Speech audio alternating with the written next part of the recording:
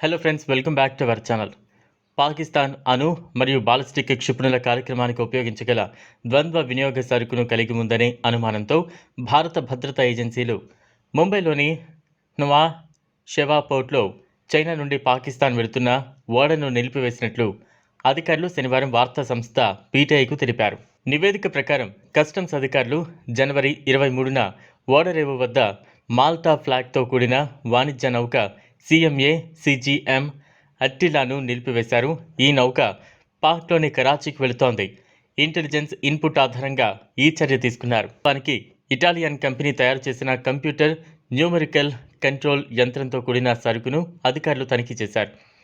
DRDO బృందం కూడా సరుకును పరిశీలించి పొరుగు దేశం తన అణు కార్యక్రమానికి ఉపయోగించవచ్చని ధృవీకరించిందని నివేదిక పేర్కొంది. భారీ కార్గోను తనిఖీ చేసిన భారత రక్షణ అధికారులను పోర్ట్ అధికారులు అప్రమత్తం చేశారు మరియు వారి అనుమానాలను నివేదించారు. అనంతరం సరుకుని స్వాధీనం చేసుకున్నట్లు అధికారులు తెలిపారు. ఈ నిర్బంధం పాకిస్తాన్ మరియు చైనాల వ్యాప్తిని నిరోధించడం కిందకు వస్తుందని వారు చెప్పారు.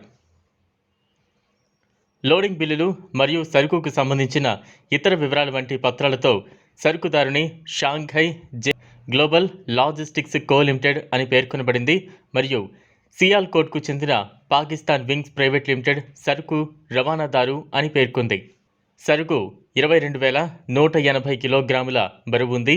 అయితే భద్రతా ఏజెన్సీల దర్యాప్తులో ఈ సరుకు Taiyuan mining import and export co limited ద్వారా రవాణా చేయబడిందని మరియు పాకిస్తాన్లోని కాస్మోస్ ఇంజనీరింగ్ కోసం ఉద్దేశించబడిందని సూచించింది అని అధికారులు పీటీఐకు తెలిపారు.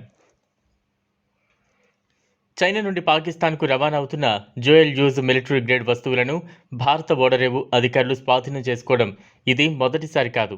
పీటీఐ ప్రకారం కాస్మోస్ ఇంజనీరింగ్ మార్చి 12, 2022 నుంచి వాచ్ లిస్టులో ఉంది. భారత అధికారులు మరోసారి నవాషెవా పోర్టులో ఇటాలియన్ నిర్మిత థర్మో ఎలక్ట్రిక్ పరికరాల రవాణాను అడ్డుకున్నారు. ఫిబ్రవరి 2020లో చైనా ఇండస్ట్రియల్ డ్రైయర్ కింద పాకిస్తాన్కు ఆటోక్లేవ్ను సరఫరా చేస్తోంది. చైనాలోని జియాంగ్సు ప్రావిన్స్లోని యాంగ్జీ నదిపై జియాంగ్యున్ ఓడరేవును వదిలి పాకిస్తాన్ పోర్ట్ ఖాసిమ్కు వెళ్లే ఒక హాంకాంగ్ జెండాను కలిగి ఉన్న డైకుయున్ అనే చైనా ఓడ నుంచి ఆటోక్లేవ్ స్వాధీనం చేసుకుంది. ఆటోక్లేవ్ని బహుశా పాకిస్తాన్ క్షిపణి కార్యక్రమంలో ఉపయోగించేందుకు ఉద్దేశించబడింది.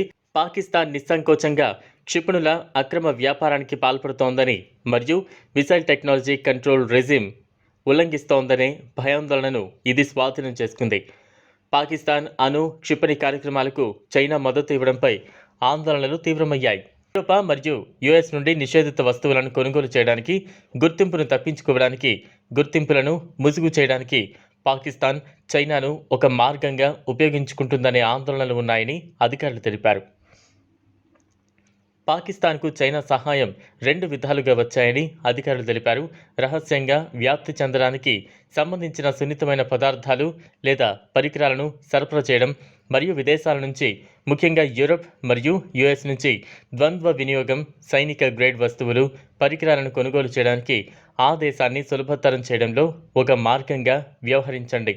పాకిస్తాన్ రక్షణ పరిశోధన మరియు అభివృద్ధికి బాధ్యత వహించే defence science and technology organisation డిఈఎస్టీఓకి ఈ ద్వంద్వ వినియోగ వస్తువులను అందుకుంటున్న అనుమానిత పాకిస్తానీ సంస్థలు వీటిని సరఫరా చేస్తున్నాయో లేదో తెలుసుకోవడానికి కొనసాగుతున్న దర్యాప్తు లక్ష్యం అని వార్తా సంస్థ తెలిపింది.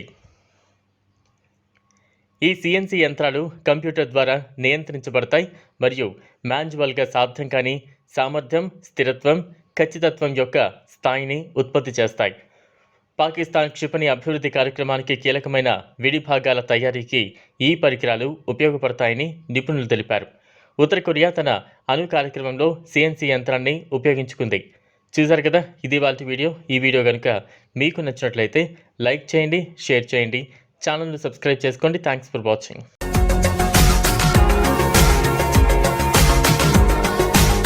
మరిన్ని అప్డేట్స్ కోసం మా ఛానల్ని సబ్స్క్రైబ్ చేయండి.